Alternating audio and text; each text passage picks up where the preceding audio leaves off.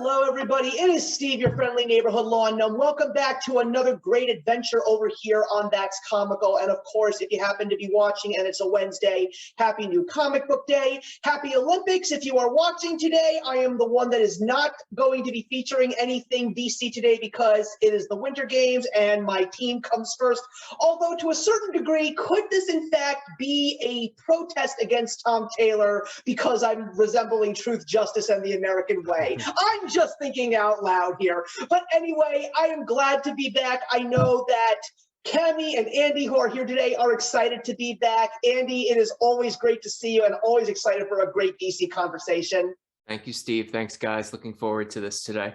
And Cammie, I know that you are most excited about this because you have not been able to stop talking about this off camera. So I'm hoping that you're excited that the moment is finally here. Oh, I've been anticipating this for so long. Let's get into it, guys. Absolutely. And of course, every single one of you out there who is watching, I hope that you do enjoy the show. So don't forget to leave a like as well as a comment because we would love to talk to you in real time. And if you haven't watched anything over here on our channel, I mean, I don't know what to say. I mean, our latest episode of our new segment, Character Profiles, is up. I insist you come robining with us because it is ever most delightful.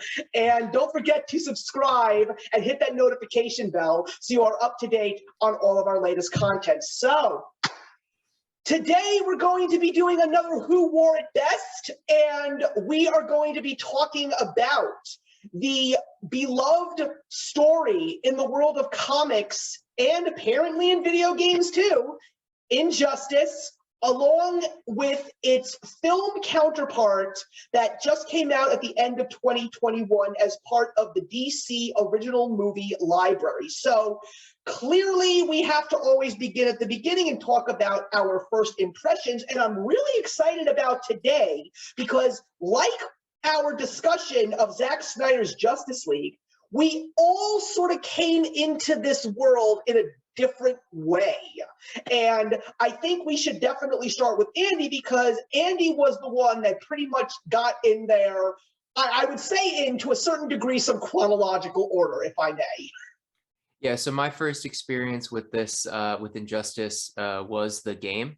I read year one of the comic not long after having played it, but that's, I got into, I'm forgetting now when it came out, but I played the game actually not super close to its launch.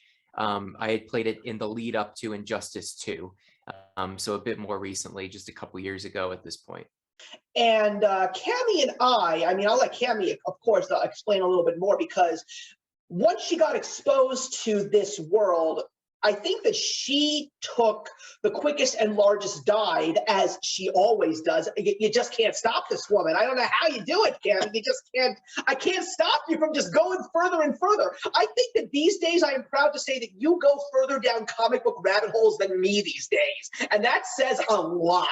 So, Cammie, you and I first saw the film and we talked about it on one of our DC animation live shows. So expand a little bit more on your journey, please. Yeah, so that was my first exposure to Injustice, obviously doing our DC animated live show. And my thoughts then, if anybody didn't catch it, now's a good time to kind of go back and see where our headspace was then to now today after we've kind of fully encompassed this whole journey. And I expressed then I had not been exposed to the video game or to the comics, but I fully intended to read it because, as you say, I fall down these rabbit holes. It's not really intentional. It's just the way my brain works. I want to know how things work and where they come from and all the parts and pieces. And so Injustice was definitely going to be on my radar in the future. But I actually started with Year Zero, which I know you don't have to read the prequel in order to understand the story. But I wanted to kind of just maybe, see if that helped me to get into it because I knew that I was going to be getting into a very meaty series.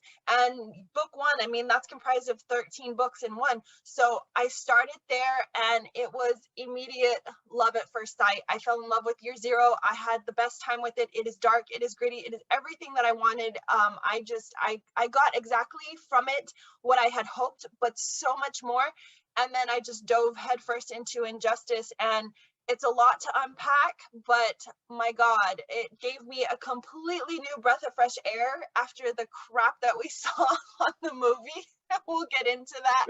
But I love this so much. This is probably one of the darkest storylines I personally have come across that just stuck with me in all the right ways. You just see such a very dark, ominous side of so many beloved characters, and it adds so much life, truth, reality to these characters. It's beautifully written. Right. I mean, for me, I had known about the video game for many, many years. Now, video games are something that I wish I had more time to dedicate to. I mean, for crying out loud, I was given my in-laws Wii as a hand-me-down, and I even went out and got a couple of games, and I still have barely even touched those. And the fact that I still haven't played Legend of Zelda Twilight Princess and Link is sitting right next to me, he's very angry about that. But no, I knew the video games existed. One of the few things that I knew was that it was very successful, pretty much because Batman Arkham Asylum is very successful, just because of the fact that they put so much tender love and care into the gaming production, especially because of the fact they even bring some of the voice actors that have voiced some of these characters for years. Like Kevin Conroy is never gonna stop finding all of these amazing opportunities to voice Batman because he does it so well. But I actually just got exposed to that when Andy and I watched the movie for the first time, and it wasn't just him that was in that video game. I mean, I loved the fact that Susan Eisenberg, who voices Wonder Woman, is even in that game as well. Loved that. But the thing is, I actually didn't know that there was a comic book, and that was even more intriguing to me because the other thing that I love so much about this story is the takes on the costumes. They're just so cool. I just love the fact that they've gone in those directions to give us some very interesting looks.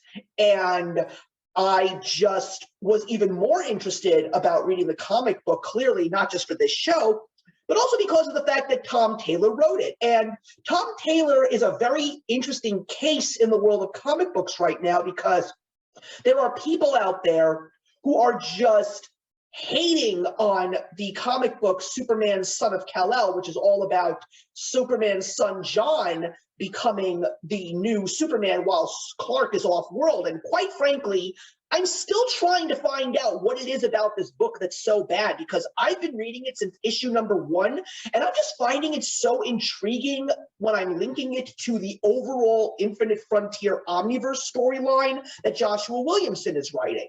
So when you listen to that name and then you hear about the fact that he sort of kind of has like a comparison to other comic book artists like Brian Michael Bendis or Jason Aaron, who are now in this grouping of comic book writers that were writing so well, and then all of a sudden they just had this massive fall from grace and everybody's upset about that. But as someone who now has read Injustice, is currently reading other things that he is currently writing, like this miniseries Dark Knights of Steel, which is an amazingly cool Elseworlds title. I will definitely say that this story, this Injustice story, is definitely his best. And it reminds me also a great deal of Civil War, which is a very similar kind of story.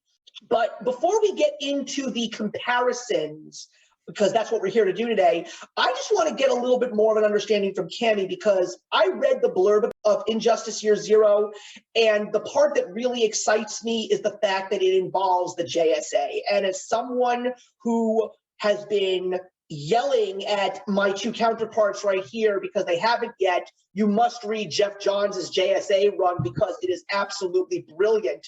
I'd like to know a little bit more about Injustice Year Zero and how it really does play into the paving of the way of Injustice Year One. So what sold me on Year Zero and why I was interested to start there is because the selling point on it was going to help you understand a little bit more about something that happened or occurred in Year Zero. And so basically what Year Zero does is it sets you up with Harley's story. It kind of goes deeper into her character, and it gives you this completely different, almost human side to Harley. She really breaks down. She kind of lets you get inside of her head, you know, more or less how she's been treated over the course of the last, you know, however long she's been with Jay. But it takes a very different direction. It is very Harley heavy. So if you're not a big Quinn fan and you don't really care what happens to her character, you know, Year Zero really is not going to be here or there for you. But I really love where it takes her character, because there is a beautiful connection to humanity with her. You see how much pain she's in. I think this happened for me with the Joker in the Three, and just how much pain he's in. And here you see the same for Harley. You really feel her pain. You understand kind of the why she is the way she is. And then there's this beautiful integrated storyline with Poison Ivy, and Poison Ivy has always been one of my favorite villains, and it takes their relationship in a very different direction, and I'm there for it. I loved Year Zero. I thought, again, it's not needed to help you understand Year One, but for me, and I, you know, guys, I still consider myself a green comic book reader, no matter how seasoned you guys, you know, give me my points for, but I feel that if you are still in my zone, doing something like that, where you read a prequel that isn't very long, I think all in all, maybe it was about 70 something pages. It may have been a little bit longer, but it read very quickly.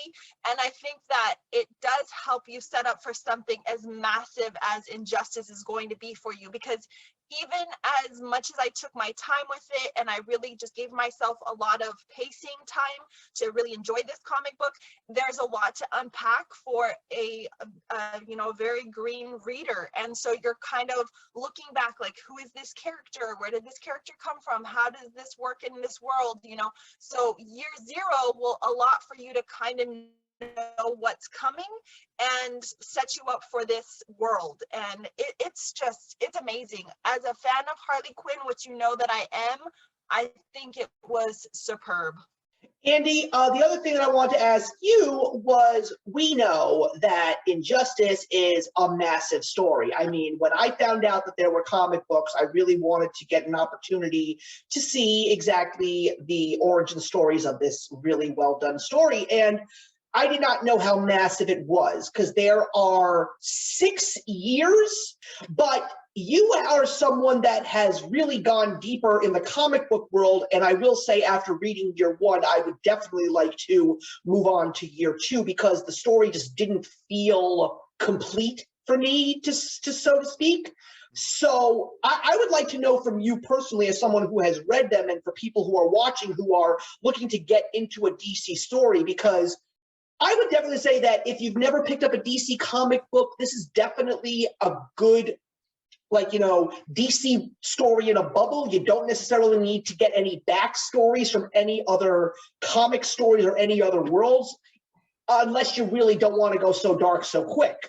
But what would you say in regards to this? Like, do you need to read everything, or are there certain ones that are better than others?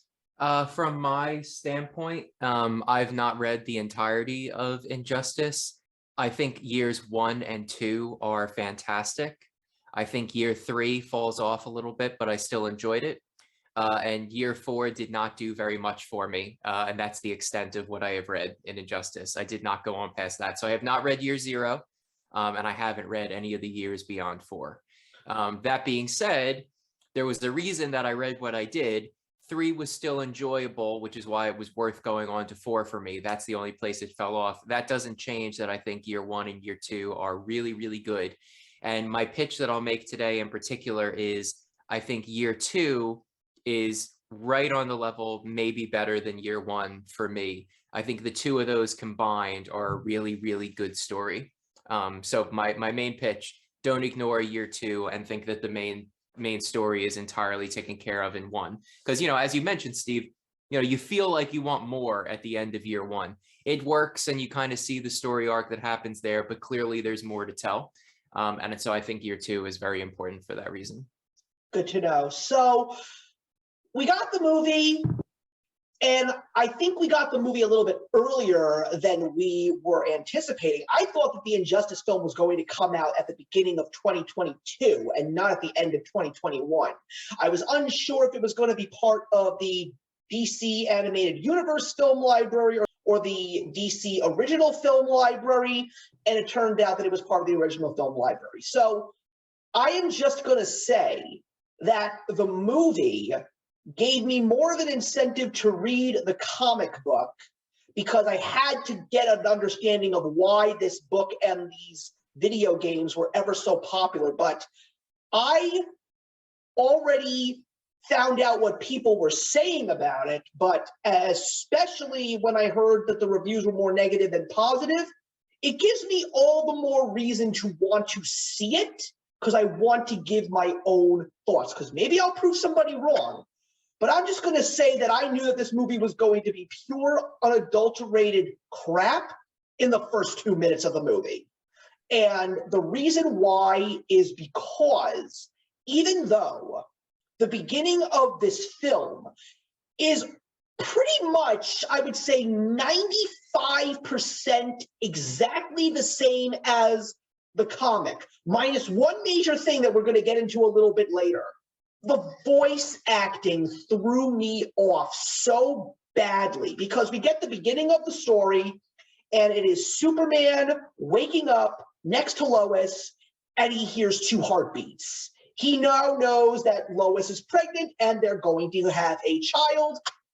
And then he starts talking and he sounds like a 15-year-old girl whose cell phone battery just died. That was the impression that I got from him in the first 2 minutes of that movie. And I'm like, oh, dear God, what are we in for here? I was scared.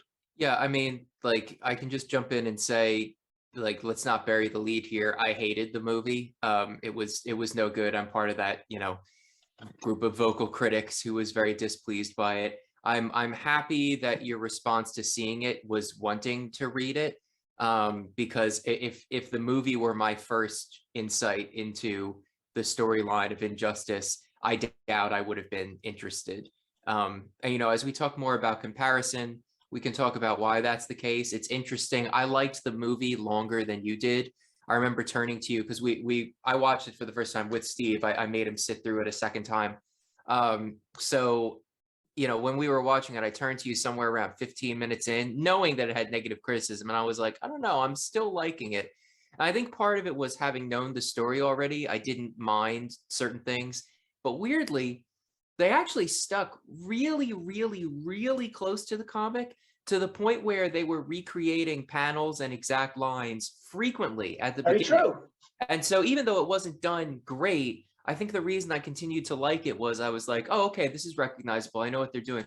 Because none of the heart was there. Anyway, I don't mean to spin too far off the rails right now, but that was my take at the beginning of the film. And I think what's really funny is the fact that when Cami and I were originally discussing this film on the DC Animated Live show, she came into this expecting to actually defend it in some way, because to a certain degree she liked it.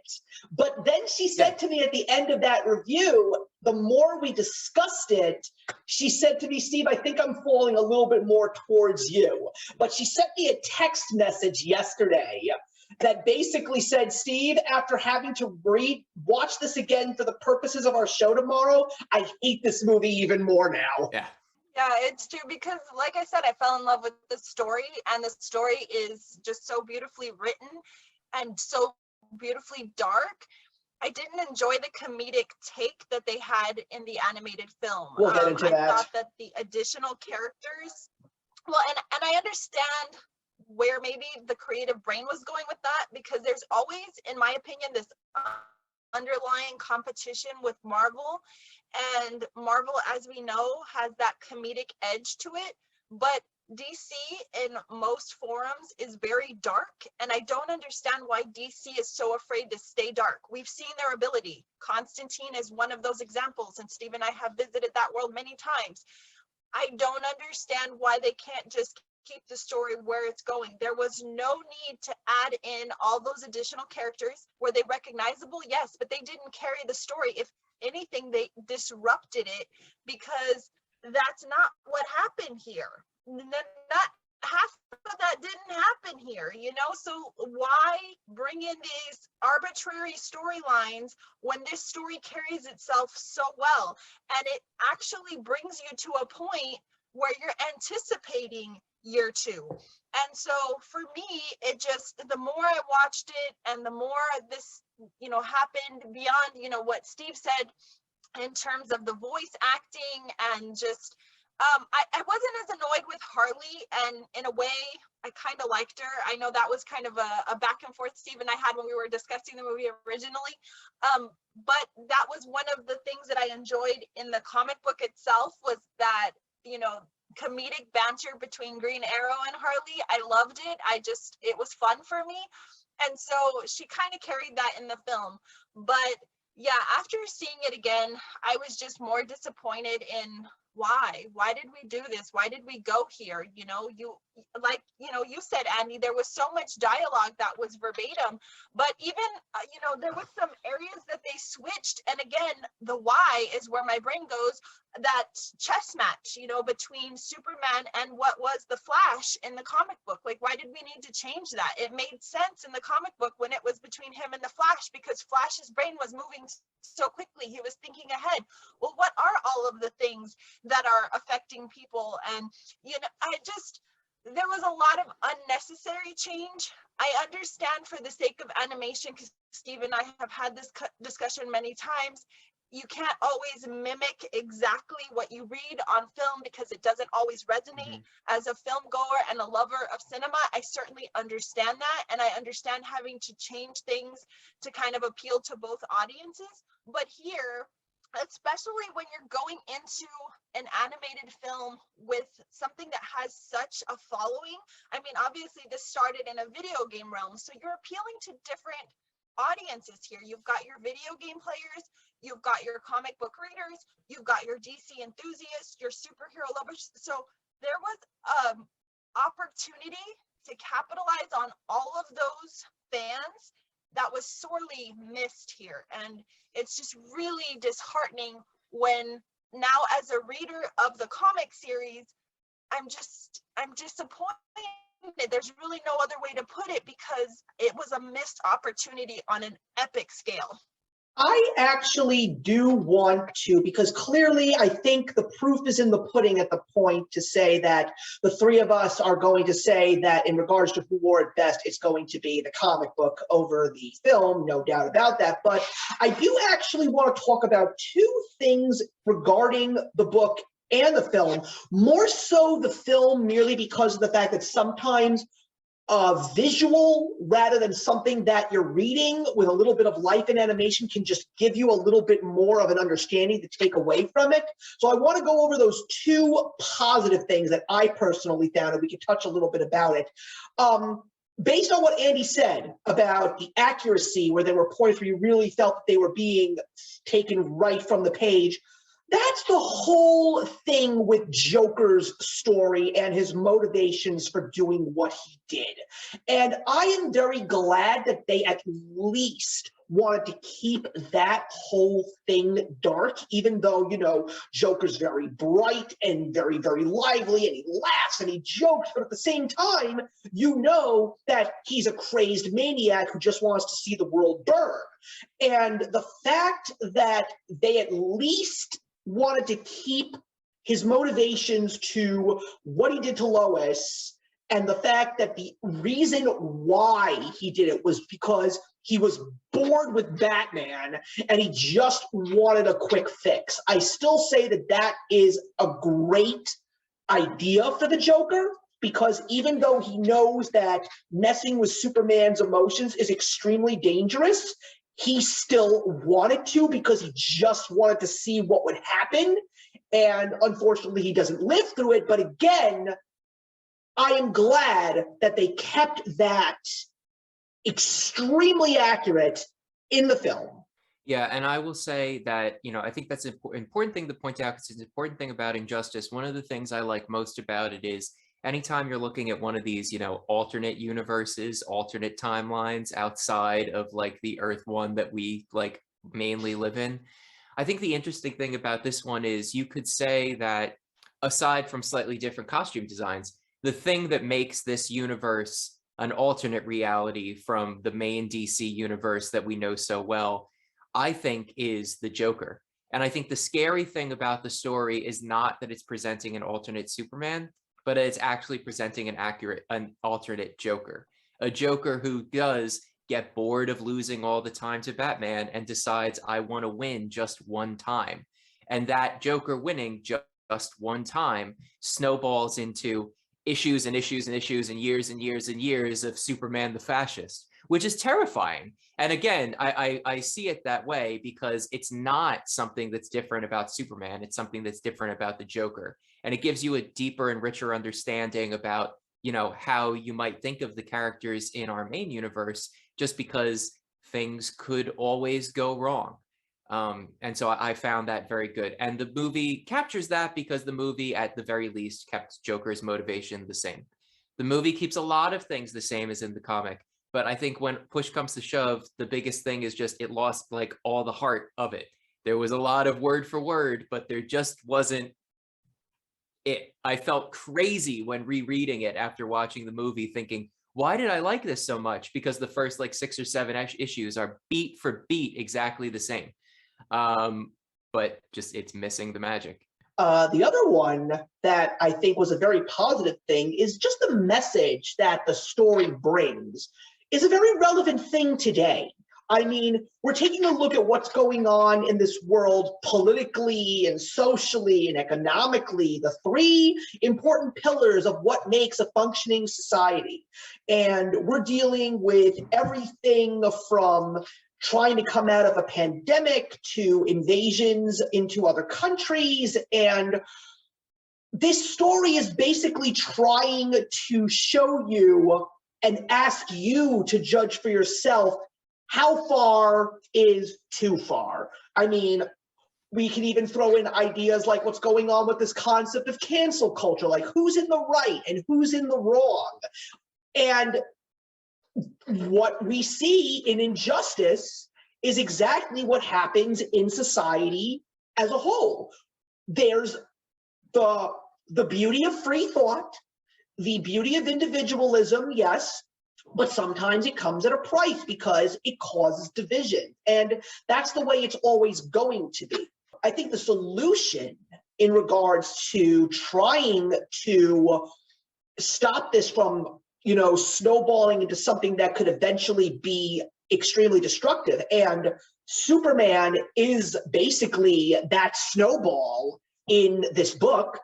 It's really about understanding where the other is coming from. And that's the one thing that we are lacking. And that is also something that we see in the comic book. And even when there are people in these comics that are trying to get inside the other side, I mean, all of the quiet moments where Batman is trying to comfort and understand Superman, it comes to the point where, unfortunately, the other side just doesn't want to listen. And that's unfortunately what we saw in Superman's character in a large portion of the story.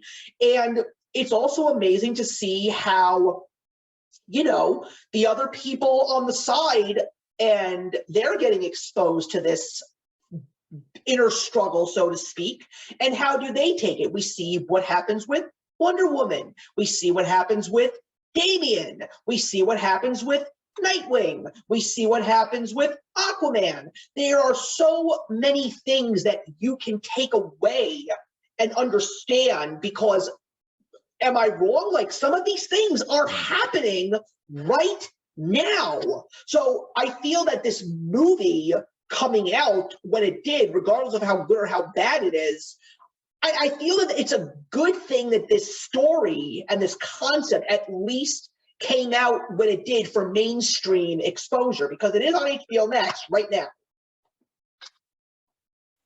Well, for me, I want to kind of touch on 2 things that you said. I think that for me with Superman, this kind of had some elements of reminder when I read Red Sun for the first time, and just how Right. his idea of perfection and putting the world in a bubble and, you know, keeping it perfect kind of per se is going to fix everything. I think that he has this perfection complex where he feels because he is an alien and he is perceived as a god, that he has this extreme ability to kind of just save the world and keep it exactly how it is, not fully understanding, and again, this is probably because he is an alien, what it is to be human, what human error equates to. And that when you put all of these humans together, because we all operate differently and think differently and are exposed to different cultures and customs and worlds and existence, when you bring us together, although we all look the same and we feel the same, you know, in terms of humanity, we are all very different and we operate very differently. And so this idea that he has about keeping the perfection and keeping us out of harm's way is not possible. And that's so hard for him to grasp. Another area that I kind of took from this story, and, you know, the overall beyond that, is just the pain. You know, I think that oftentimes we kind of need to look below the surface. And a lot of this was happening because of how much pain he was in. He was going through a severe mental anguish. And sometimes people will go through things in life, whether they are superhuman or not, that will kind of alienate their friends and their family. And they're trying to do good and they're trying to be a part and they're trying to be alive, but inside they're dead and they're hurting and they're in pain. And that inevitably will affect their outcome of how they do everyday things. And so beyond Superman's pain, which obviously was very epic here, the loss of Lois and his child, we're also seeing Damian's pain. We're also seeing, you know, other characters kind of coming out of the foreshadow, so to speak, and telling us how maybe not so much Superman, but how maybe Batman affected them or Wonder Woman's affected them. And so when you see this, you know, the overall story is one man's journey to make perfection and kind of make this world under one uniform, one rule, one law. But then we're seeing how if you kind of individualize the characters, especially Wonder Woman here, because I think Wonder Woman is really kind of his right-hand man, so to speak, you know, where she is 100% on board with what he wants to do, and she doesn't realize how dark she becomes, how invested in this mission she is, and how much damage she too is doing. So I think there's a lot, again, when I say to unpackage in this story, I think that it's very beneficial to kind of just take bite-sized pieces and really just stop after you finish, you know, what would be a trade paper, you know, edition in the book, if you're reading the trade paper as a whole, and just kind of, what did I just read? You know, it's kind of like you're doing class when the teacher asks you questions. Okay, so how did everybody feel about this? You know, you kind of just have to stop with yourself and just ask yourself, you know, what did I read? How did I connect with this? And find where you're connecting with these characters. It is such a dark story. And to see death, but death at the hand of someone who is supposed to save you, is very scary.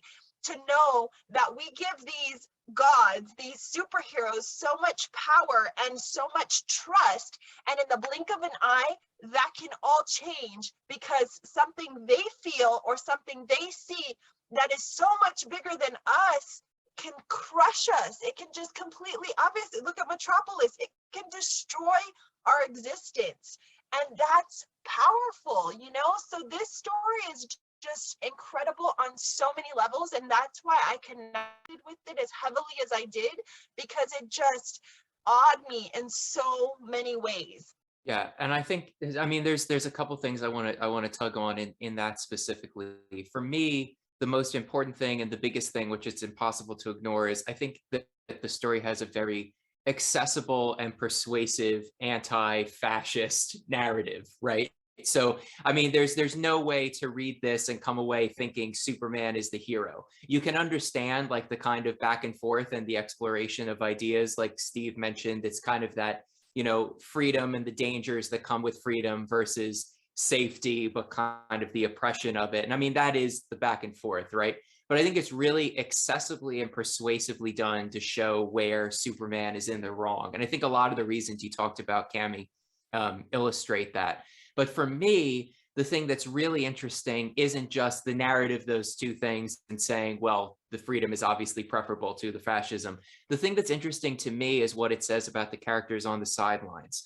And I think we get a little bit of this in the movie, but part of why it falls flat is we don't get, in my opinion, as much of a sense of how the other characters are reacting to the main conflict between Batman and Superman. I mean, for one, let's just say it at some point, Jesus Christ, what were they doing cutting the Flash from this? Yes, let's get into that too. But we'll say that at some point. But like, there's many people who respond to the fall of Superman differently. And I think it's important that we explore that. You have Batman and his crew that just see it and go, it's wrong, turn against Superman, look for ways to stop him, maybe seeing the good in him, trying to fix it, but just completely go the other way. Then there's the people who go along with Superman because he's Superman. He's a figure that they trust and a figure that has always been there for them. I find that very scary. I draw a lot of parallels between Secret Empire. You know, for any of the issues that the story in Secret Empire had, you've got that common thread of the figure of Captain America, similar to the figure of Superman, is alluring. And people find comfort in that figure. And so they go to that and trust that, even when, if they were to step back, it's not right what's happening.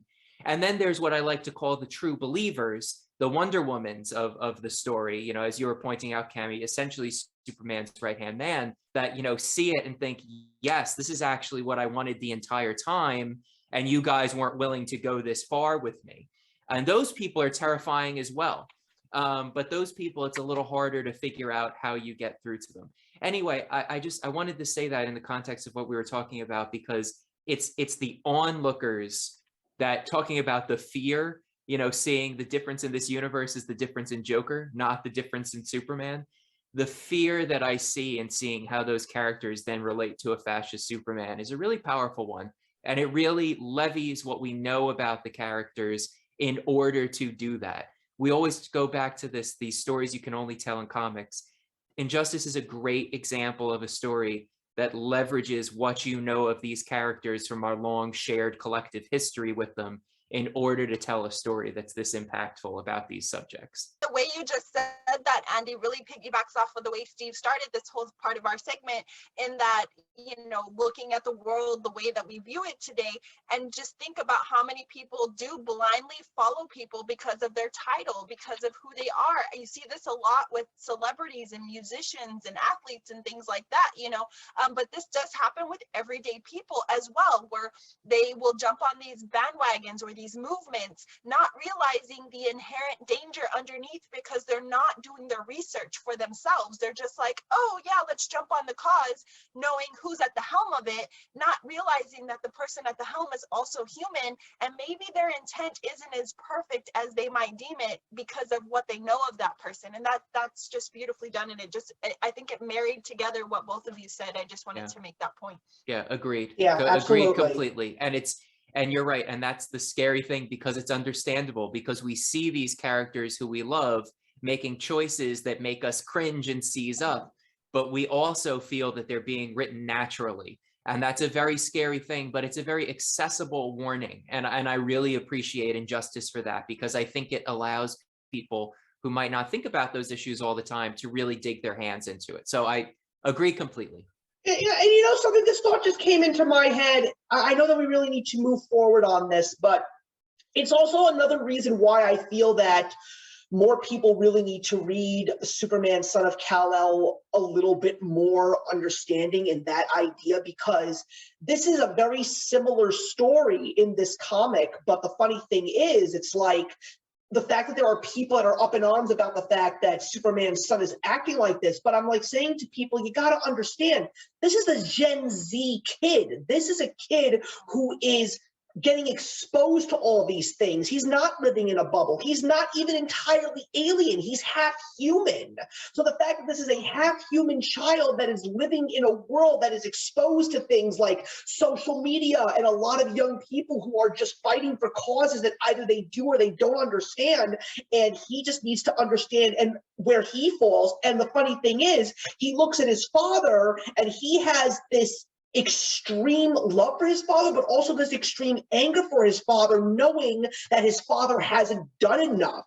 Because one of the few things that Superman has done time and time again is he wants to save everybody, but the true Superman knows, and I think it is best explained in one of these Alex Ross mini books that he made. I can't remember the name of his exact book, but it was basically about Superman just trying to save everybody, and in the end, he knows he can't.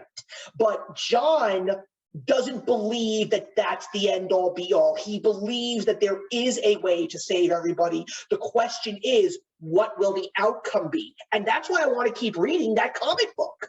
I mean, it makes me want to read it. I have not read any of it, so I can't comment, but I I got to would- say that's a yeah. very interesting take on it, so I'm curious. Well, that's the reason why I'm reading it. I'm looking past, like, yes, I'm listening to so many people taking dumps on this book, and I keep saying in their comments, even though I love these people to death and I do appreciate what they have to say about comics, I basically am saying to them, I'm still intrigued about this, all because of this one comic book called Infinite Frontier #0, where Wonder Woman was shown by Ganthet, because in case nobody knows what happened in Dark Knight's Death Metal, Wonder Woman sacrificed herself and she's dead.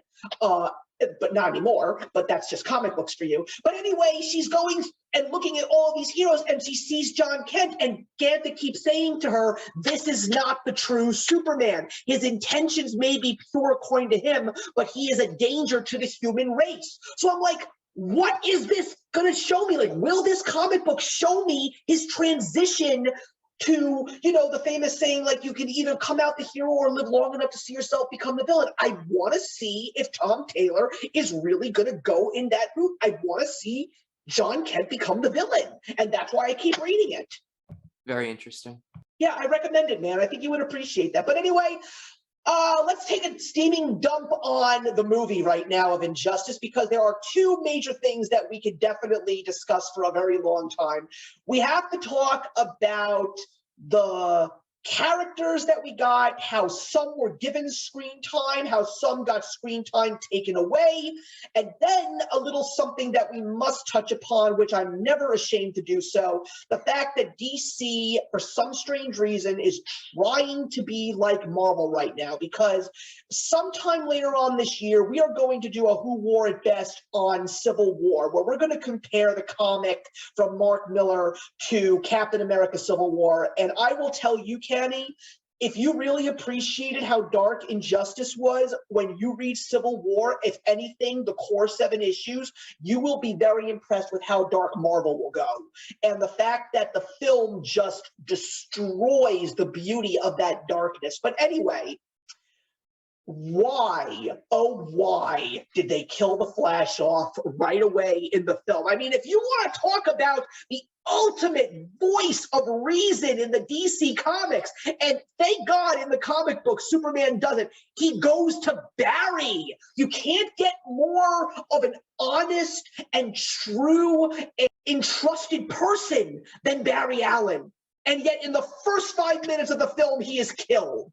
And they basically, and I hate to say this, but they replace him because they have to do diversity quota. That's the only reason why he was substituted with Mr. Terrific, as far as I'm concerned. And don't get me wrong, I do like Mr. Terrific. I think he's an excellent character, and Jeff Johns utilizes him so well in his JSA run.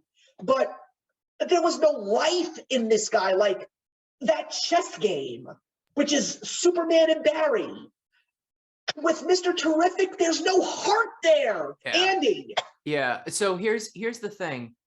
When they killed the Flash early in the film, I remember saying, "Huh." And here's my thinking. With a story as dense as Injustice, when they killed the Flash, what I thought that meant is they decided they were going to really, really and truly drop the Flash's piece. Because when you look at the narrative structure of Injustice, what the Flash adds is perspective. The Flash's character doesn't drive the plot. And if you're going from, you know, a 300 plus page year one collection of comics to what was the film? About an hour and a half? I don't even think it was about a 2 hour 90 film. minutes. Yeah, Yeah, about it 90 was about minutes. 90 minutes. So I'm thinking, okay, maybe one of the things you choose to cut is something that doesn't service the narrative because you've got to get this down. But then they had Mr. Terrific do some of his, just a couple of the Flash's key scenes. There's a few that he doesn't do. And there's a few things that Mr. Terrific is able to do that the Flash doesn't because of the nature of like what he brings to the table. Exactly. So that's fine. No, it was a really bad decision. I think what happened was they wanted to kill the Flash for that narrative clarification. And then somewhere along the line, someone was like, we still should do these couple scenes the fans are going to expect. And then it bloats the film. So that was terrible. And it goes back into the biggest problem with the movie is it has no heart. And the Flash is really the heart of the film. And you got to excuse me because in the lead up to this, I also reread Year 2. Is the interlude comic where Superman saves the kid with like the broken bike, is that in Year 1? Did you read that, Steve, or is that a Year 2 story? Well, considering the fact that I didn't read Year 2 yet, I am going to say no, I did not see that in Year 1. Okay, so that's a I Year would 2 have remembered thing. that. I'm also trying to limit my. It is? Sorry. Wait. No, she's right. It is. I'm remembering it now. Okay. It's there. Okay. No, I say it because look, you understand why stuff like that is cut, right? Because again, it doesn't drive the anti-fascist narrative between, you know, Superman and Batman's end of the Justice League forward. So you get it. But it was so poor. It really felt like it was done for shock value to people who have read it with no consideration of what it does to the narrative. Like, I understand that the people who write and direct and produce and put together these things have a lot more training in film than I do, but it reeks of somebody had a hand in this that was not the people who cared about making the story enjoyable to the viewer. I don't know. Killing off the Flash seemed like something that could have at some point made sense why it was done, even if it was a choice that I don't think is a decent one, but you see why they did it. But then it was just mishandled so incredibly that it's just a complete and total misfire. That's kind of where I want to interject on the comedic portion, because I really felt like the Flash was also very comedic in this, and he, you know, kind of took that dark storyline and just added that flash in the pan laugh that you needed at just the right moment. I absolutely loved it when he would just kind of stop and be like, well, that was unexpected, you know. I just, every time it got me because it was just at the right moment where I'm like, oh yeah, that's kind of funny, you know, especially like when the Martian Manhunter takes on the persona of Batman. Well, that was unexpected, you know. And for me, it was almost like you were saying, you know, Steve, in terms of the diversity, this happens a lot in Hollywood. You see it all the time where a character is integrated into a storyline and fans are like, okay, this is great, but it doesn't work, you know? So we need to listen to the fans. And this is where the fans were really let down, because that character, Mr. Terrific, did not suit the same feeling that the Flash gave us. And I think that's why they integrated Oliver Hudson's character, Plastic Man, to kind of give us that comedic off take. Oh, and God. That was stupid. His entire character was just atrocious. You see, Barry did that for us throughout the entire storyline. So I don't understand killing off the Flash that early. It made zero sense. In terms of dialogue, like Andy said, I understood it kind of cut the storyline down and kept it somewhat dark. But in essence, I mean, if you look at the whole latter part of the movie, it was very light and airy in comparison to this storyline. And so for me, it's like, okay, if you're going to kill off the only comedic character or the only one that kind of adds a voice of reason here, then why did you take this film to this fluffy area? It just, there was a lot It of didn't really fit. bad decision making in the creation of this film that even now I can't justify. It Yeah. doesn't make sense to the fans. It really doesn't. Yeah, we'll definitely touch on Plastic Man a little bit because, man, do I have something to say about that. The other thing that I really got upset about was the fact that, you know, there's that scene in the film where they're in the watchtower, and this is basically when they're picking sides. And this is the point where you literally see some of these characters and they only have a few lines in the film and then you never see them again. Shazam has a big role to play in the book. And I also have to say, when I read, like, I believe it was issues 4 and 5 in the trade, the whole thing where Superman is trying to get Arthur, Aquaman, to follow his lead, and Aquaman says, I run the oceans, you run the land. We are not getting controlled by you. I'm like, you literally took that whole thing out. I'm sorry. You could have replaced that, pardon my French, fucking Deathwing thing with that story. We'll get to Deathwing later, but the Aquaman story was important.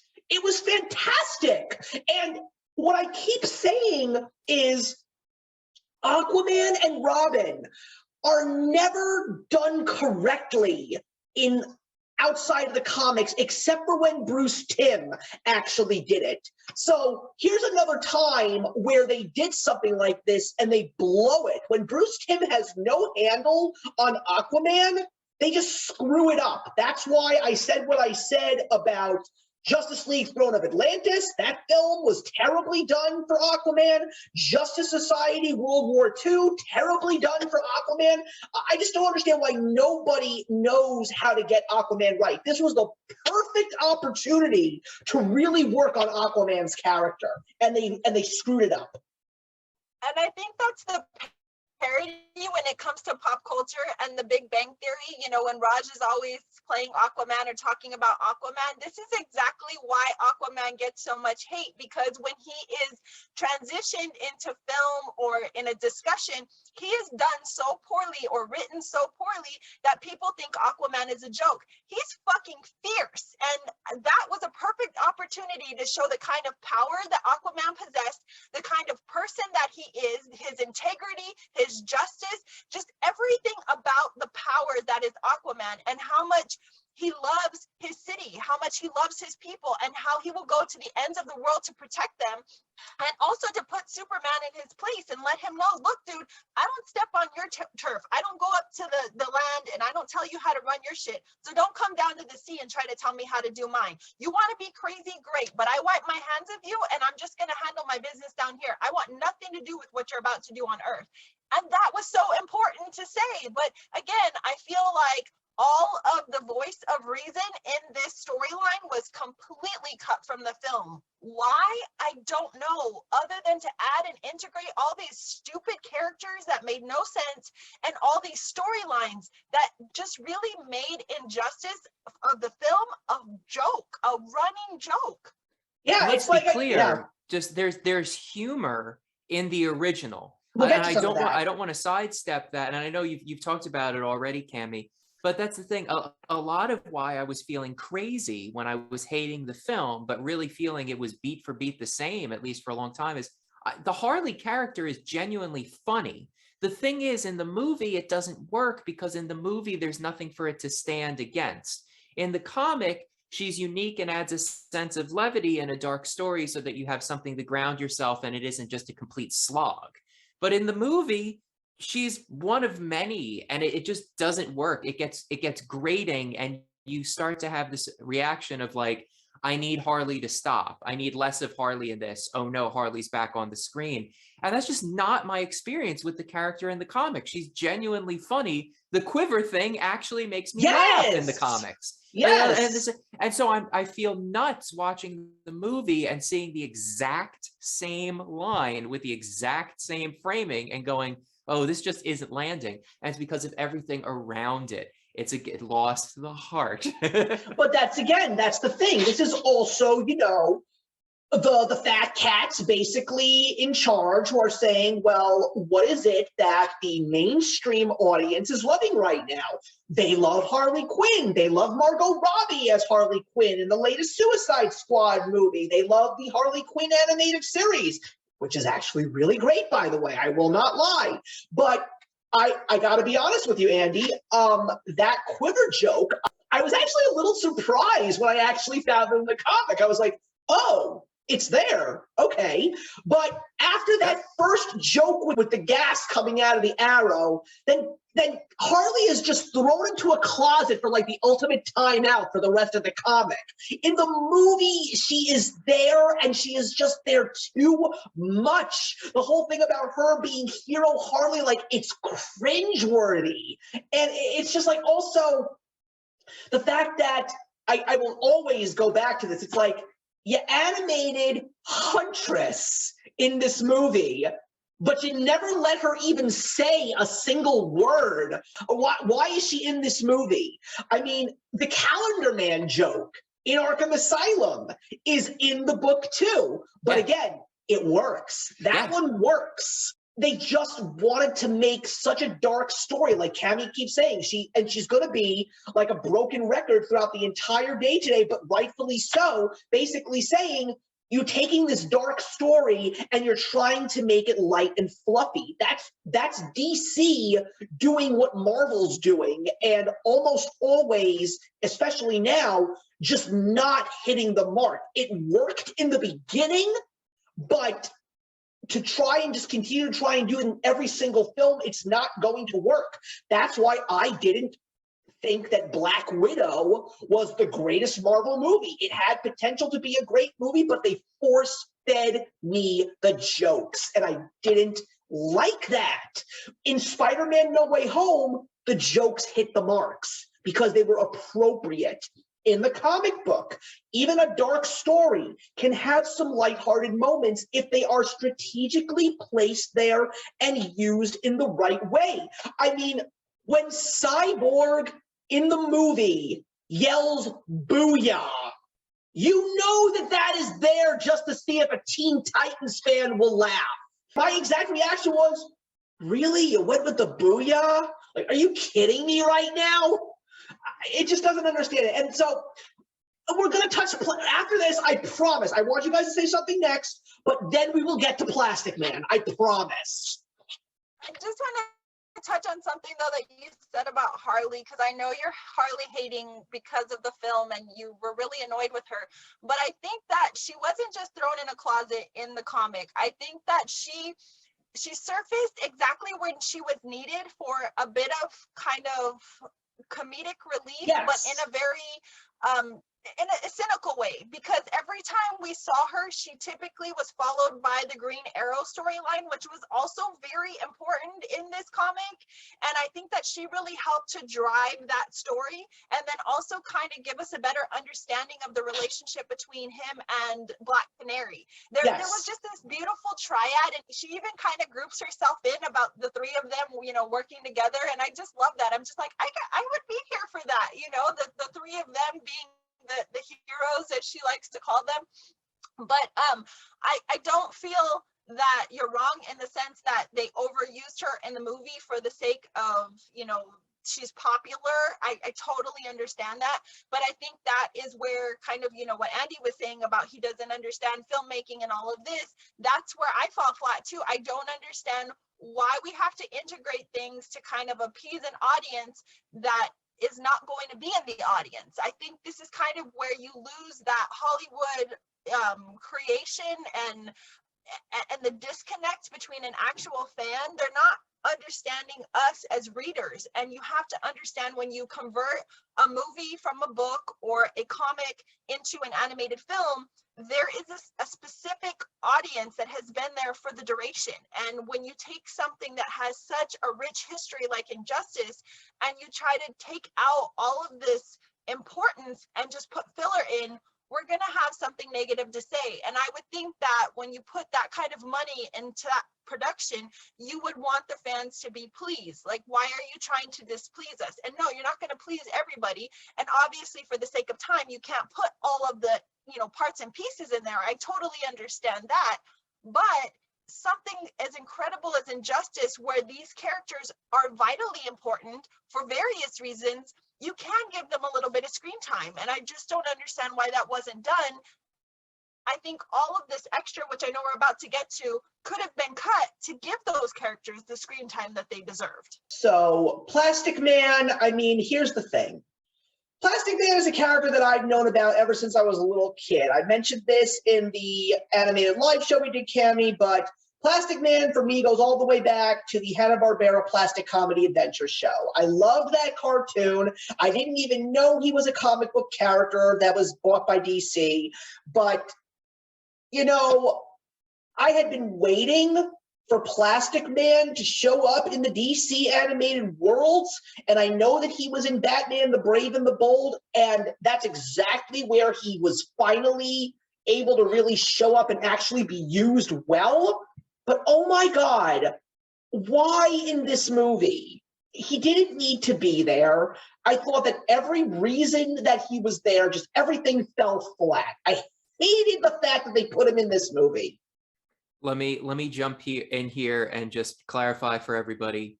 I have nothing to say about the inclusion of Plastic Man in this film. All I'm going to say is it was a mistake. It was stupid, and I didn't like the character. I'm now going to return to muting my microphone, and if the two of you have anything more academic to say, you can feel free. But I assure you, this is the extent of what I have to bring to the table on the topic of Plastic Man in this film. Thank you. Please enjoy your discussion. Can you see the smoke coming out of his ears, Cammy? He is furious, you can tell. This is why I love these conversations. There's always a great ending moment, and folks, that was it. So there are also some additional things that, you know, there's another character that was completely removed from this story in the film, and that's Lex Luthor. And Lex Luthor's role in the book. Let me pause it. Let me just put that in a box. I'm going to get right back to that because there's a couple things that I think need to be said first. I also want to talk about the whole thing with Deathwing and the whole story that would eventually go into Ra's al Ghul and Damian's showdown with him and Amazo. The other parts of this film that I'm like, why the hell are they here? I mean, another big problem with DC right now is they feel that if Batman or anything Bat Family is not in my story, it's not going to sell. And I think that that is the stupidest mindset to have right now, even though the numbers are showing that everyone's buying Batman titles. The true fans want more from other heroes. They do. They want their Wonder Woman, they want their Superman, they want their Green Lantern, and they want their Aquaman, etc. But the problem is, in the world of comics right now, we've got some of the worst writers on some of these books, and nobody is interested in reading them. Nobody is currently reading The Flash by this no-name named Jeremy Adams. And the craziest thing is, people who are reading it, and unfortunately I'm not one of them, but they're saying it's really, really good. So, sorry, just on this note, before you continue, Steve, I want to know, Cammy, can you please remind me, and I'm sorry if you said at the beginning of this, how much Injustice you've read, like how many years of it you've read? Just the 2, year 0 and year 1. I will be picking the rest up because I do plan on continuing. Okay, so I'm the only one who's read year 2. Okay, yeah, that's I'm fine. planning to read year 2 as well. I'll just jump into what you said, Steve, for one point there. Anyone who is watching this who has read year 2, I know that you know that it's insane how little Green Lantern is in the film. So I guess they just decided nothing about Green Lantern matters. Yeah, I hear you and I see you. And I'm sure if you're someone out there who has read year 2, you've been screaming that at your screen occasionally. Just be aware, I'm not bringing that up because we're only talking about year 1. But yes, I am aware that downplaying Green Lantern was an insane idea. So I just need to throw that out there for people. There you go. Please go right ahead, Steve. And Andy, you will also know that once I finished reading year 2, I am going to be fuming because you know how big of a Green Lantern fan I am. So you're going to think the people who made the film had such little faith in the project they were doing, they didn't even want to pretend that it mattered to seed anything for future Injustice storyline. Yeah. So the thing that I was getting at was the whole story with Ra's al Ghul. I mean, I appreciated the fact that it was good for expanding Damian's character, but the truth of the matter is, I see you guys laughing and talking in the mics, but again, for this, not necessarily needed to be there. We got much better versions of this story in films like Teen Titans, The Judas Contract, and Batman, Bad Blood. We got a lot better storytelling when it comes to trying to expand Damian's character in the DC animated world. But I just hated the fact that they had to do this Deathwing story because I don't know what they were so afraid of, just killing off a character like Nightwing and just letting him stay dead. And yet they could kill Hawkman with the flick of a wrist and nobody's going to care. And I'm going to take a page out of Andy's book. All of you Hawkman fans out there, especially all of you who read the Robert Venditti Hawkman story, I hear you and I see you. I totally get where you're coming from. But I feel that replacing the Lex Luthor storyline with the Ra's al Ghul storyline, again, another thing that was so foolishly done. I really was sitting here. For some reason, I thought Cammie had read year 2. So let me just jump in a little bit and talk a little bit more year 2. Because, actually, a lot of the things you said, Cammie, made it seem like you were dancing around like you knew stuff from year 2. Just so you know. So your brain picked up on where the narrative is going with a few things. But yeah, Lex Luthor, why? And it's one of those things. I understand in 90 minutes, you can't do the same thing you can tell in 300 pages. I don't want Who Wore It Best to just be us going, we always like the comic better because the comic always is able to do more. There actually are some examples, and I'm sure we'll get to them where I definitely prefer the, adaptations to the original comic. It's very possible for that to be done. But I say that just to say, I well and truly am not just holding things against this movie because it's missing things from the comics. I completely understand it's a different beast and needs to cut things. It's the choices of what was cut and what was added with the real estate that was gained by those cuts that makes no sense. Lex Luthor is crazy. And again, it's one of those things where when you have the Lex Luthor story, you have more of an understanding that what's different in this universe was this universe's Joker, not this universe's Superman.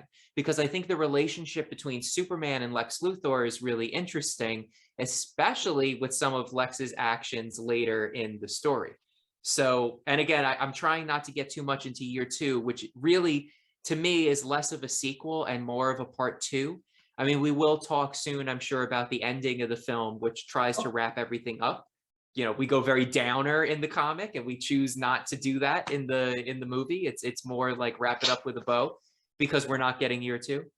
But yeah, Lex Luthor, it's just another Aquaman. It's just another Green Lantern. It's just another Flash. It's like we did so little in this movie with so much.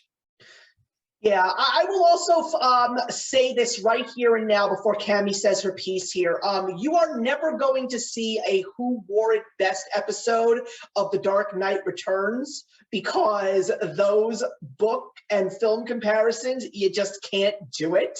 Though I will say personally, I do enjoy the film more just because the film adds an amazing soundtrack and just brings the characters to life in the best way possible, even though it is literally page for page for page. But we will definitely talk about The Dark Knight Returns. I think maybe we'll just celebrate it in both ways at some point in time. And we swear it really isn't. This is the show where we say the comic is always better.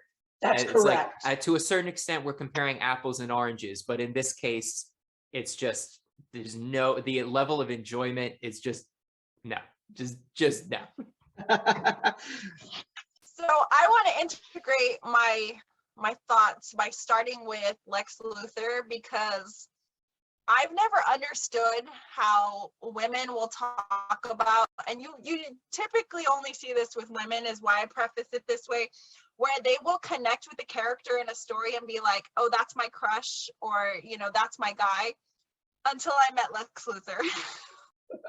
Well, it's twisted because I realize in the back of my mind, even saying it now, how bad that sounds, because Lex Luthor is evil. And I know what he's capable of, and I know what's going to happen in his future, having read other storylines.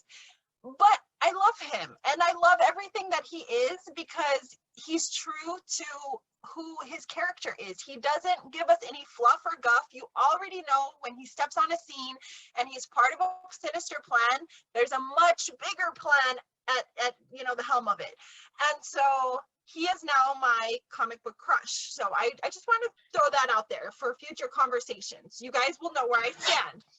That said, I feel that, you know, not knowing if there was another animated, you know, feature in the works, kind of piggybacking off of what Andy said earlier, in terms of they really had a lot of missed opportunities in terms of continuing on with this storyline. I'm guessing there's not going to be a part 2, but had they done this correctly, they completely omitted all of the characters that would have carried this into additional animated sequels, because there's no way to carry this story now. They would literally have to do what we did with Snyder's you know, take on the Justice League, and start all over, just completely trash this and begin again, which, God willing, maybe somebody will do that, because I really feel like this is something that we could get a few different animated features, and it would be brilliant if the right people were behind the production of it.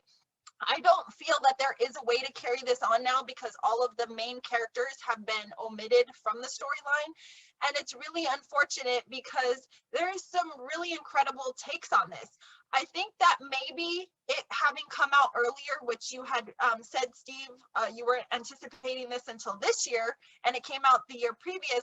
Maybe in some way, by adding that Ra's al Ghul storyline, was kind of getting people excited for Batman, but this was not the place to do that. You guys know I love my Batman. I will sing his praises till the day I'm dead, but this story isn't about Batman. Batman is a Bat character in this story. This is so much bigger than Batman. I do love his role in this story. I think that he is the friend that Superman doesn't realize he is. He's doing so much to help him without him knowing. He's not that in your face kind of friend, like, I'm doing this for self-gratification. I'm doing this so you'll give me the credit. No, I'm doing this to do what I do as a superhero, to save more people, to help the people that I love, and I don't need the notoriety. So there's a lot to be said about his character. But I do also feel that part of killing Nightwing in this was detrimental to Damian's storyline, and by allowing him to live, that made zero sense with his storyline, which is understood why they brought Ra's al Ghul into this, because then you're going to kind of ask yourself, well, what does, you know, why is Damian acting this way?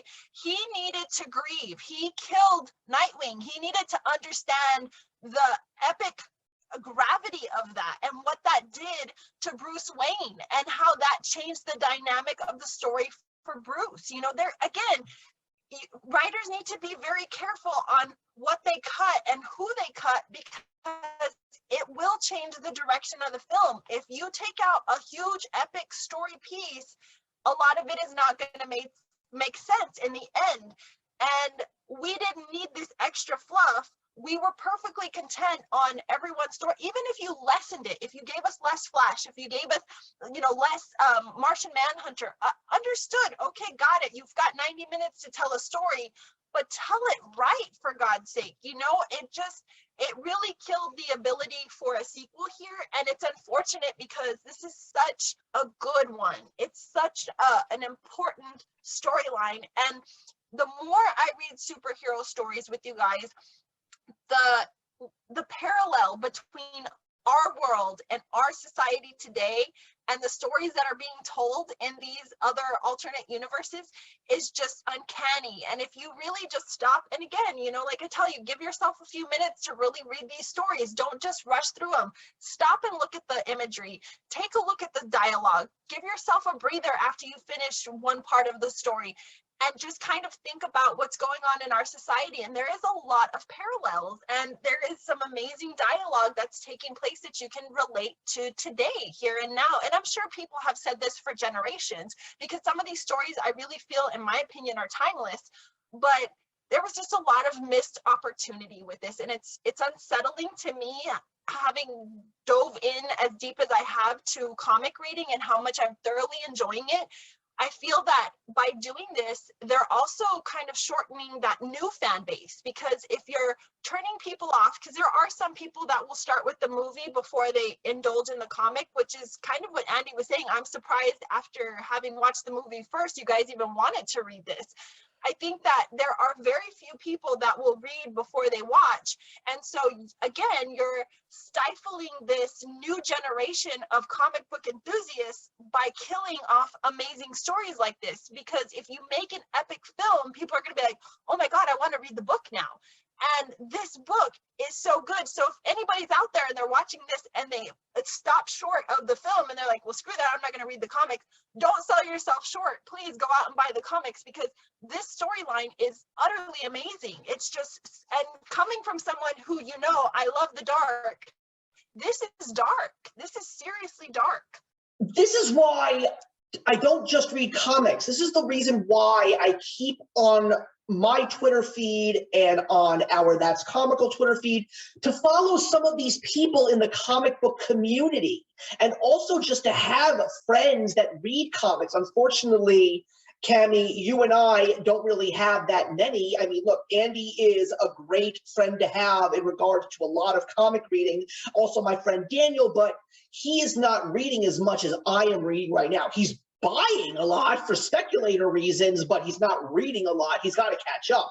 But I just go and find out, you know, after watching a terrible movie like that, don't be surprised that I read the comic, because I know the video game is popular. When I found out about the book, it's because of the fact that Tom Taylor is one of the hot names in comic book discussions right now, because of how people are picking apart Superman, son of Kal-El. So people keep saying, oh, Injustice was great, Injustice is this, Injustice is that. And I'm like, okay, I'm definitely going to read the comic. There's no doubt in my mind, because people are saying read it. And I always know, don't judge a book by its movie. Everybody knows that. At least I hope everybody knows that. But it's, again, another reason why I'm going to plug Superman, son of Kal-El, because the 2021 annual is a great issue that involves Lex Luthor. It is John Kent's first encounter with Lex Luthor as Superman.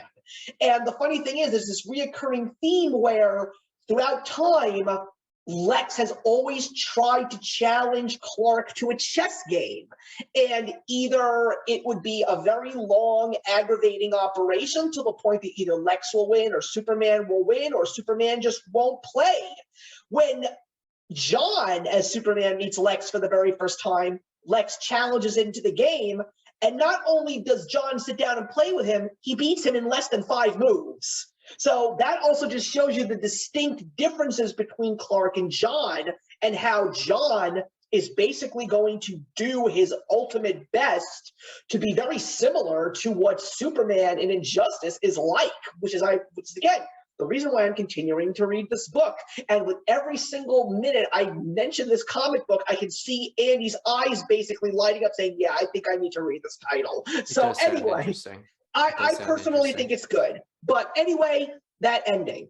The book, there really is no ending. It can stop if you wanted to. If you want to read on to year 2, you read on to year 2, because another thing that the book does that the movie does not is, in the beginning of Injustice Year 1, Batman is crouching on a rooftop saying it's been 5 years since that day.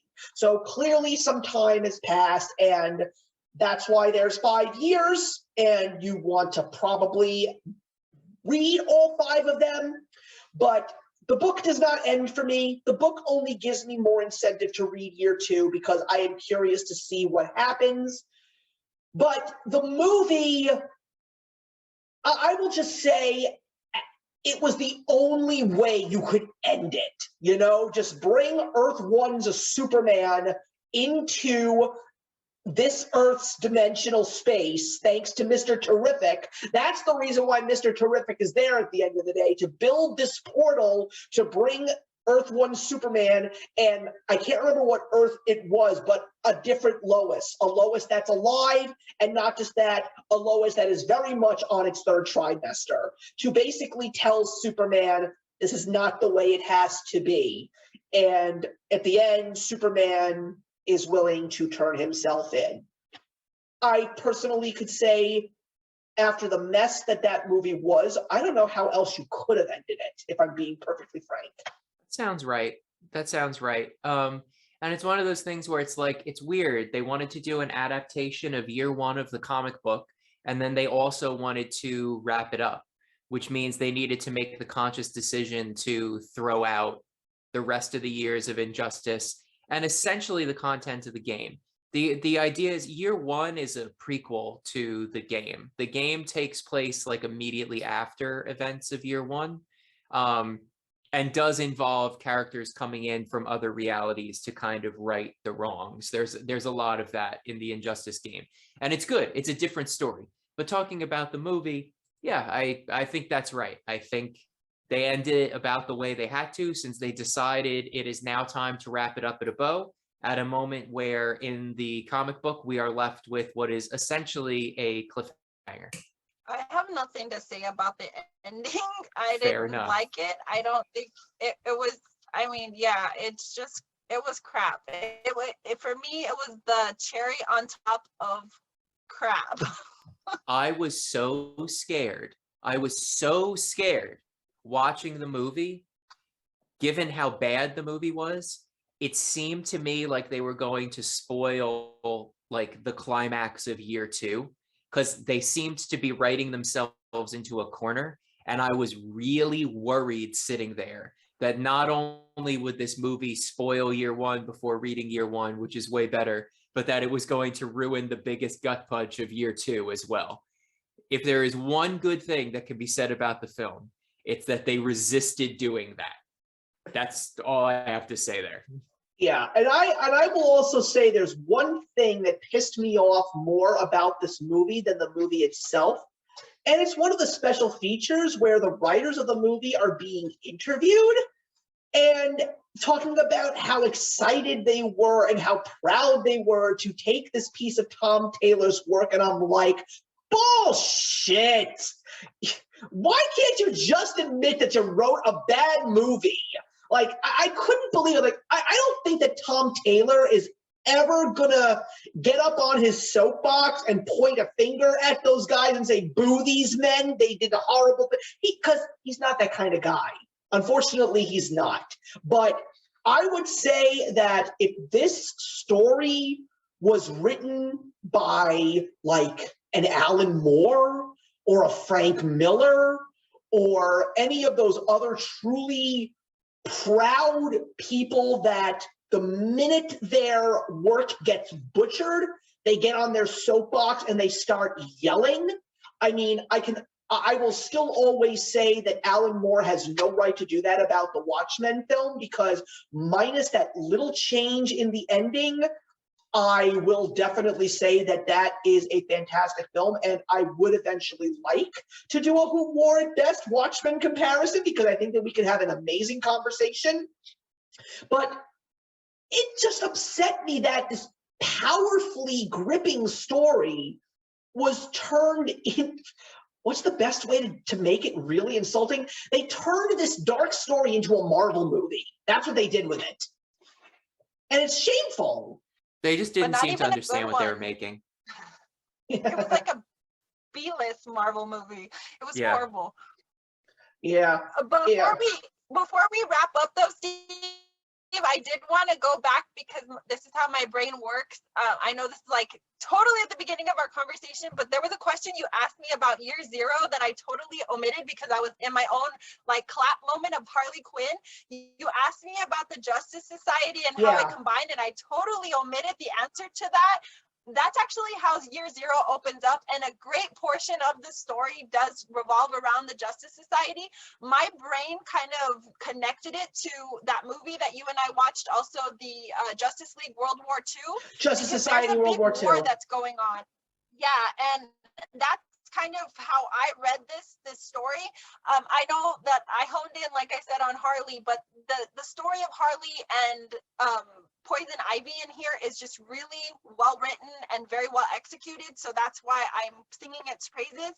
But if you are a fan of Jay Garrick as the Flash and Alan Scott as the Green Lantern, this is going to warm your heart because they get the crux of that portion of the Justice Society that's told in this in such a beautiful way. You will connect with these characters in a way that will make you want to kind of go back and read the Golden Age of comics because it was so well written, and you really just you connect to those two characters in such a very warm way. So I apologize for omitting that. It's not like I overlooked it. I just went on my Harley binge. I was like, yay, Harley, because I knew you were going to butcher her when we were talking about the movie, so I had to start off on a good note with her. But no, it is very Justice Society strong, and that is a huge vein in this story.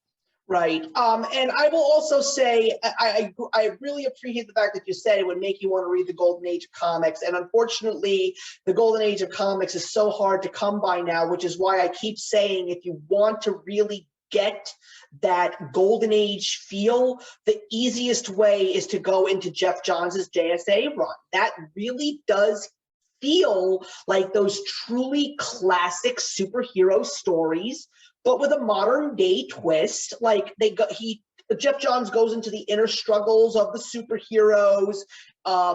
They suffer loss, they question authority to a certain degree, but they still, in these books, hold on to that true, pure, good versus evil, heroes going in to save the day. That's what Jeff Johns' JSA run is all about. I mean, I would love to talk about that world at some point in time here, even if it's just talking about Jeff Johns as a creator, because eventually I would like to talk about Jeff Johns as a creator in Creator's Notes. But I think what Jeff Johns did beautifully in that story also was how much he gave me into Hawkman's world. I loved his world of Hawkman, and I love Robert Venditti's take on Hawkman as well, because what I love so much about both of those two writers is they go back to the Justice Society.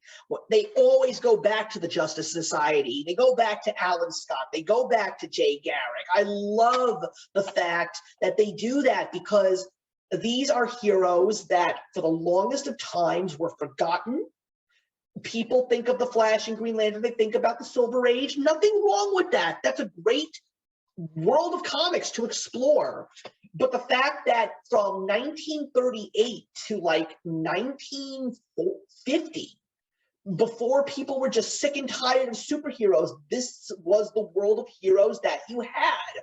And it was a glorious time. Even Kingdom Come, to a certain degree, makes you feel like you need to find that golden age of comic books at some point in your life. So yeah, again, we're talking about Injustice here, but again, great work. JSA from Jeff Johns, you've got to check it out. And I think what Year Zero does really well too is get someone that is kind of on that fence where they're pushing it more into the Silver Age interested into them. I mean, because the way it's written here, they are geriatric. They're very elderly. When you see their faces, you know, that's obvious they've set into that other side of their life. You know, they're realizing they're getting older, they're not needed as much, but it is like a nod. I mean, there is a legit toast to the Justice Society in the beginning of this, kind of saying thank you for doing what you've done because you have paved the way for where we are now.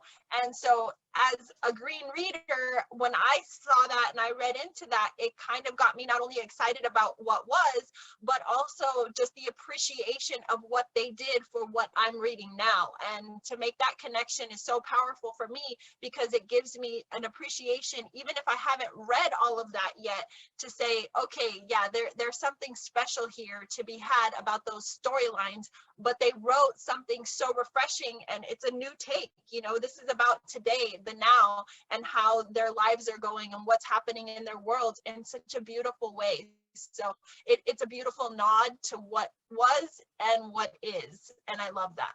So I think it's safe to say to everybody watching out there, make sure if this is something that has interested you, especially if you've played the video game, definitely check out the Tom Taylor comic. Read as little or as much of this series as you want. I would probably say steer clear of the film. I mean, look, I am a completionist. I do own it, and I am not going to throw it out in my trash, because if I did that, then I would probably have to throw some of my other movies out into the trash, including my copies of the Star Wars sequel trilogy. But I have to acknowledge the fact that I am a completionist at heart, and I will keep the good, the bad, and the ugly, regardless. So, Andy, Cami, I think it is safe to say that we've got another that we can officially put in the books in regards to Who Wore It Best.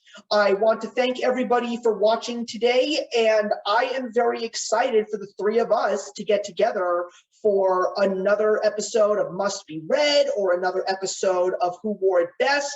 I know that we have a couple of other things in the works for later this year, including a 30th anniversary celebration of Batman the Animated Series in September, which, Andy, I really am hoping that you will be a part of, because you must be there. I look forward to it. All right, everybody. Thank you all so much for watching, and we will see you in the next one.